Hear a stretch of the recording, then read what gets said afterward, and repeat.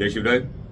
महाराष्ट्राचे माननीय उपमुख्यमंत्री देवेंद्रजी फडणवीस यांनी आज छत्रपती शिवाजी महाराजांच्या जाज्वल्य इतिहासाविषयी आणि त्या इतिहासातील एका अत्युच्च पराक्रमाच्या घटनेविषयी एक दुर्दैवी खरं तर विधान केलं। जे मीडिया समोर आलं त्यानुसार ते बोलताना असं म्हणाले की छत्रपती शिवाजी महाराजांनी सुरतेची लूट केली नव्हती।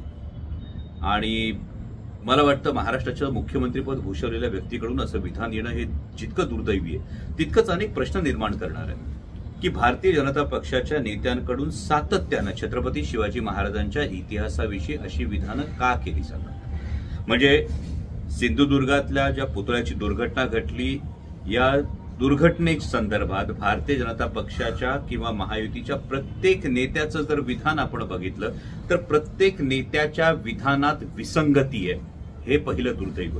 आणि दुसरी गोष्ट, भारतीय जनता पक्षाच्या नेत्यांकडून छत्रपती शिवाजी महाराजांच्या इतिहासाविषयी नजीकच्या भूतकाळामध्ये, म्हणजे मी खूप खोलात जात नाही, जसं देवेंद्रजी गेले की माननीय माजी पंतप्रधान पंडितजी नेहरू यांनी काय लिहून ठेवले, प्रत्येकानं काय काय लिहून ठेवले हे जर विचार केला ना देवेंद्रजी, तर मला वाटतं की ही जुनी सगळी ज्याला आपण जुनं मढं उकरणं म्हणतो अशानं हाती काहीच लागणार नाही। आत्ताची नेमकी प्रेरणा काय, या प्रेरणेतून नेमकं काय हाती लागतं हे पाहणं गरजेचं आहे।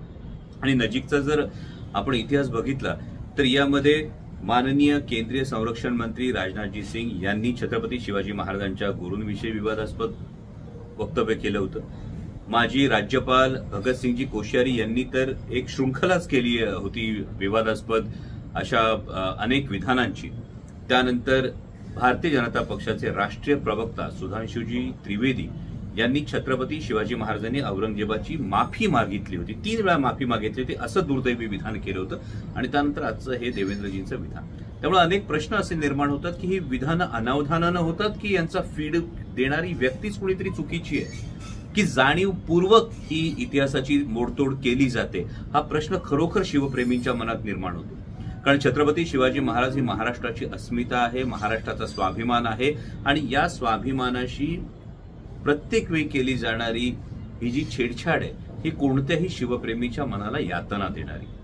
आणि माननीय देवेंद्रजींच्या मी हे निदर्शनास आणून देऊ इच्छितो की छत्रपती शिवाजी महाराजांनी सुरतेची 2दा लूट केली होती, होय 2दा लूट केली होती, पण कदाचित माननीय देवेंद्रजी फडणवीस यांना त्यांच्या गुजरातच्या बॉसेसना हे विधान रुचणार नाही असं वाटलं असावं, म्हणून कदाचित देवेंद्रजींचा हा नाईलाज झाला असावा। किंवा जी राक्षसी महत्वाकांक्षा, सत्तेची जी एक महत्वाकांक्षा होती, यामध्ये महाविकास आघाडी सरकार पाडत असताना सुरत, गुवाहाटी, गोवा आणि मग महाविकास आघाडी सरकार पाडणे यामध्ये सुरतेचं जे फार मोठे योगदान होतं त्याच्या प्रती कदाचित देवेंद्रजींनी ही कृतज्ञता व्यक्त केली असावी। किंवा छत्रपती शिवाजी महाराजांनी त्यावेळी सुरत लुटून स्वराज्यात आणून त्या धनातून सिंधुदुर्ग किल्ल्यासारखी पायाभरणी केली होती, पण वर्तमानात मात्र आमच्या डोळ्यात देखत महाराष्ट्रातले उद्योगधंदे गुजरातला पळवले जातात, ही उलटी गंगा वाहते, याचं कदाचित शल्य मान्य देवेंद्रजींना असावं आणि म्हणून देवेंद्रजींनी असं विधान केलं असावं असं मला वाटतं। परंतु माझी त्यांना विनंती की त्यांच्या राजकीय वकुबाविषयी मला खरोखर आदर आहे आणि त्यामुळे असा जो कोणी इतिहासाचा फीड त्यांना देत असेल अशा माणसापासून देवेंद्रजींनी सावध राहावं आणि छत्रपती शिवाजी महाराजांच्या इतिहासाशी अशा पद्धतीनं छेडछाड होईल, शिवप्रेमींच्या भावना दुखावल्या जातील अशी विधानं करू नये। कारण त्यावेळी सुरत हे मोगल सत्तेतलं एक प्रमुख व्यापारी बंदर होतं आणि सुरतेमध्ये प्रचंड धनसंपत्ती होती। कुबेराची म्हटलं तर उधळण कुबेराकडून ही सुरतेवर केली जात होती आणि त्यावेळी स्वराज्याला निधीचीही प्रचंड आवश्यकता होती, वस्तुस्थिती आहे। कारण त्याच वेळी शाहिस्ते खानानं जवळपास 2-2.5 वर्ष स्वराज्याची प्रचंड होरपळ केली होती आणि याचा वचपा काढण्यासाठी छत्रपती शिवाजी महाराजांनी सुरत लुटली होती।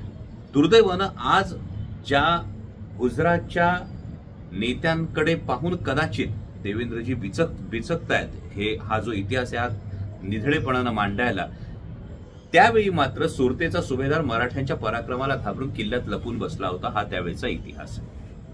आणि शाहिस्ते खानाच्या या होरपळीनंतर मुघल सल्तनतीनं जी होरपळ स्वराज्याची केली होती त्याचा वचपा काढण्यासाठी छत्रपती शिवाजी महाराजांनी सुरत लुटली होती आणि त्यावेळी सुरतेचा जो काही सारा होता, सुरतेचा जो काही महसूल होता, हा सुरतेचा महसूल हा औरंगजेबाची बहीण जहान आरा हिच्या कडे जमा होत होता. तिचा त्यावर हक्क होता.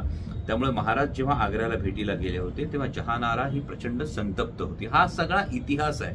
हा मी जाणीवपूर्वक यासाठी सांगतोय देवेंद्रजींना की आता तुम्ही सुरतेच्या संदर्भामध्ये विधान करत असताना इतिहास बदलू नका, कारण इतिहासामध्ये आता जे तुम्हाला बॉस वाटतायत त्या बॉसकडे नाही तर औरंगजेबाच्या बहिणीकडे सुरतेचा सारा जात होता. आणि त्यामुळे जो इतिहास आहे तो इतिहास आहे तसा ठेवावा, त्यामध्ये मोडतोड केली जाऊ नये याची खबरदारी घेतली जावी, एवढीच माझी या निमित्तानं विनंती आहे. कारण पुन्हा इतिहासात गेल्यानंतर कोणी केव्हा काय विधान केलं होतं एवढ्याच गोष्टी जर बघायच्या झाल्या तर खोलात जर आपण गेलो तर यातल्या अनेक गोष्टी या तुम्हाला अडचणीच्या ठरतील. अशी विधानं इतिहासात अनेकांनी केली. कारण छत्रपती शिवाजी महाराज हे इतकं अष्टपैलू व्यक्तिमत्व आहे की एखाद्या व्यक्तीला त्या अष्टपैलू व्यक्तिमत्वाचा थांग लागणं हे निव्वळ अशक्य आहे. पण एक गोष्ट मात्र सत्य आहे, ती म्हणजे छत्रपती शिवाजी महाराज महाराष्ट्राची अस्मिता आहे, महाराष्ट्राचा स्वाभिमान आहेत आणि कोणीही आपापल्या परीनं त्यांच्या इतिहासाची मोडतोड करण्याचा प्रयत्न केला तरी सुद्धा छत्रपती शिवाजी महाराजांचा जो विचार आहे, जो शिवविचार आहे, तो महाराष्ट्राच्या नसानसात आहे आणि हा शिवविचार या खऱ्या इतिहासाला लोकांसमोर आणल्याशिवाय स्वस्थ बसणार नाही, हीच आपल्याला कल्पना देऊ इच्छितो. धन्यवाद. जय शिवराय.